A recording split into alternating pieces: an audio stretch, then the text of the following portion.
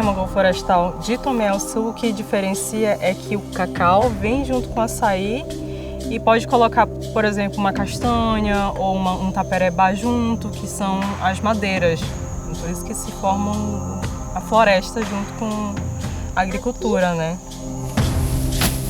O projeto em si, ele diminuiu essa distância que existia entre os nativos e os agricultores niqueiros.